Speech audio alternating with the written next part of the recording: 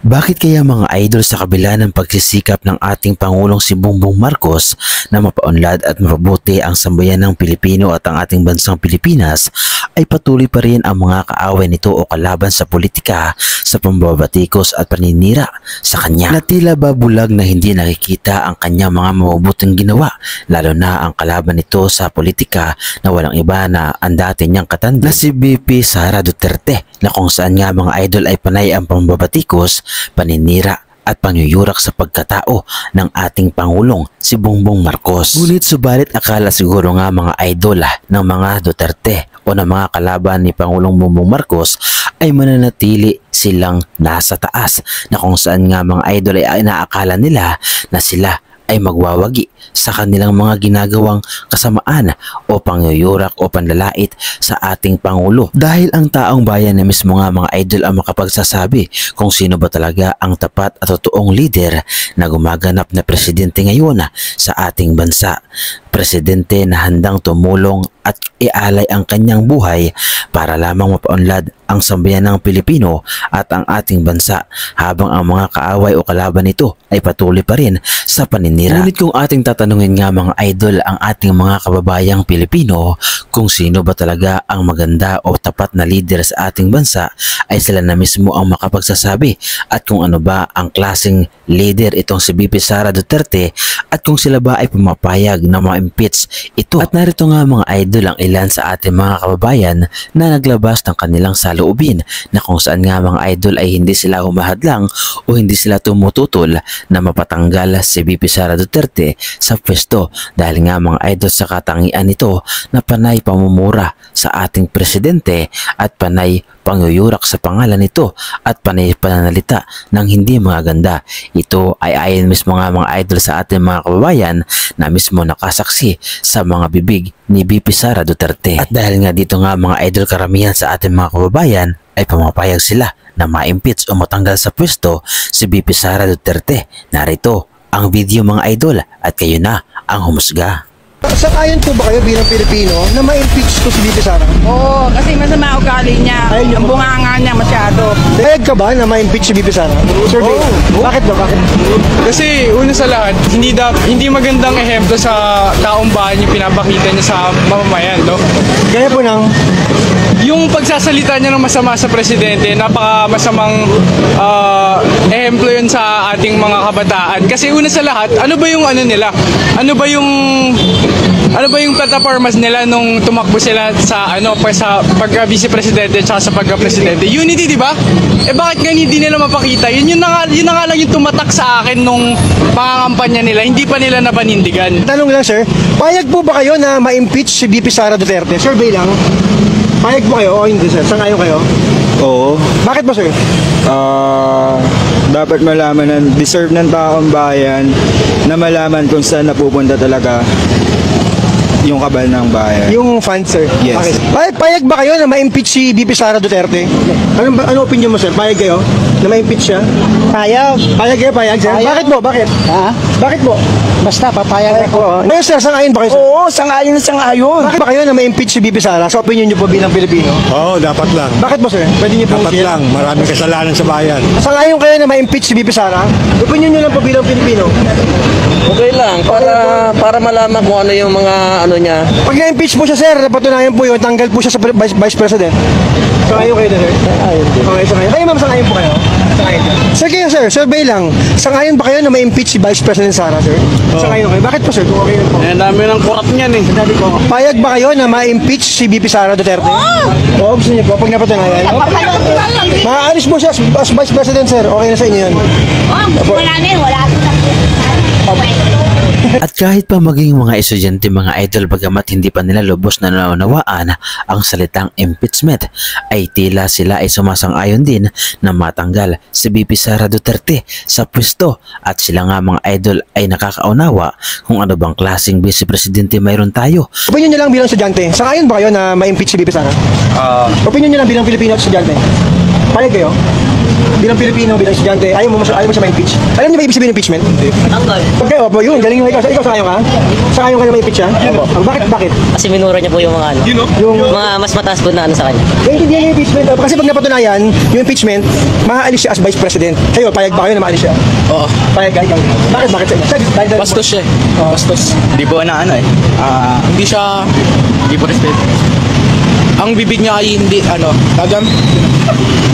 hindi siya karapat-dapat sa place na vice president. At habang patuloy sa paninira nga mga idol ang mga kalaban ng ating Pangulong si Bongbong Marcos, ay patuloy naman nga mga idol ang ating Pangulo sa pagtatrabaho at pagpuprotekta sa mga tao na nasa lanta ng bagyo, na kung saan nga mga idol ay agara ang tulong ang pinapahatid dito at halos wala nang pahinga ang ating Pangulo. Mapuntahan lamang ang bawat lugar na nasa lanta gawa ng bagyo. At ang tanging mahalaga nga mga idol para sa ating Pangulo ay walang iba kundi ang buhay ng bawat tao. Higit pa man sa anong bagay na maitutulong ng ating Pangulo, ang pinakamahalaga pa rin ay buhay ng tao. Parating na kanya.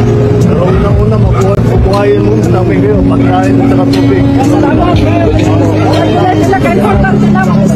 At kahit pa sa panay-paninira nga mga idol sa ating Pangulo, ay patuloy pa rin ang pagbabahagi ng murang bigas ng ating Pangulo sa anumang panig ng bansa, na kung saan nga mga idol lahat ng mga tao ay kailangang makaranas at makatikim ng murang bigas na proyekto ng ating Pangulo. Subalit ang ilan dito nga mga idol ay hindi pa rin naniniwala at patuloy pa rin sa paninira, na kung saan nga mga idol ayon sa kanila ay palabas lamang ng ating Pangulo para malinis ang kanyang pangalan. Subalit para sa ating mga solid PBM supporters, ang lahat ng ginagawa ng ating Pangulo ay para sa ating kapakanan at para sa kaunlad. Marahil nga mga idol, posible na ang ating mga kababayan na kaaway o kalaban o ayaw sa ating Pangulong si Bongbong Marcos ay marahil ay nakatikim na rin sila ng mga murang bigas. At dito nga mga idol ay ating makikita na walang sinisino ang ating Pangulo. Kahit sino, kaaway ka man, kalaban ka man o ikaw man ay galit sa ating Pangulo, ikaw ay makakatikim ng murang bigas, na kung saan nga mga idol ay proyekto ng ating Pangulo para sa lahat ng Pilipino at para hindi lamang sa mga sumusuporta sa kanya kundi para sa lahat.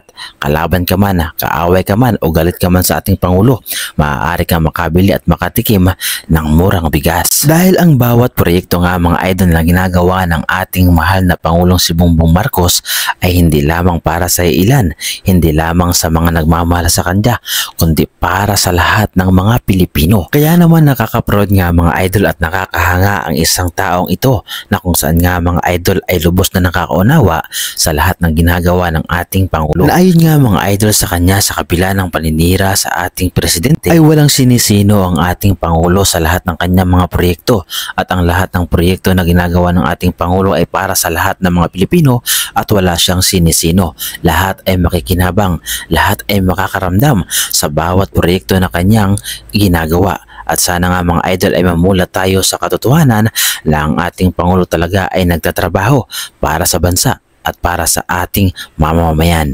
Kahit kinakalaban nyo, pinapakita pa rin ng mahal na Pangulo na mahal pa rin niya yung taga Davao kasi Pilipino kayo. Nadala lang kayo kasi ilang taon ba naman yan sila namuno dyan. Siyempre, napamahala rin sa taga Davao na yan.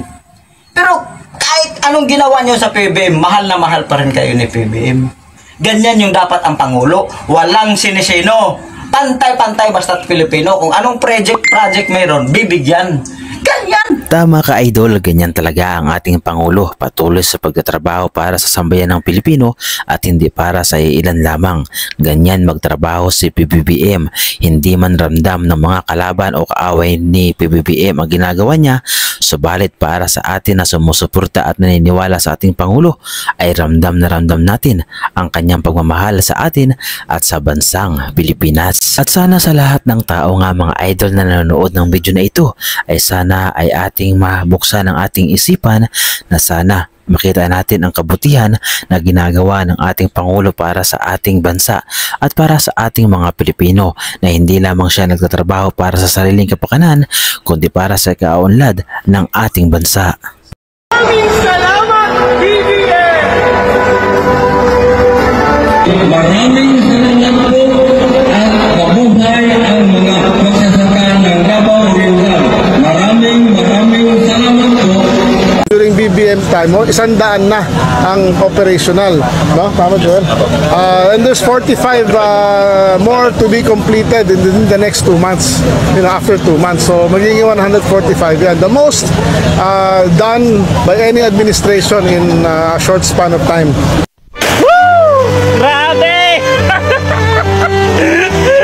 Nasilayan ko na yung pagod ko. Kumbaga na guys. So, papalinaw pa lang. Nakalong. Hindi na lahat pwedeng i-hide to. So, everyday na po kasi to para lahat ng nakatambak na buhangin sa baba ilalabas. Grabe nice. Thank you. Thank you Lord kasi binigay mo talaga. Salamat PCBM sa project mo libre mo tubig. Grabe.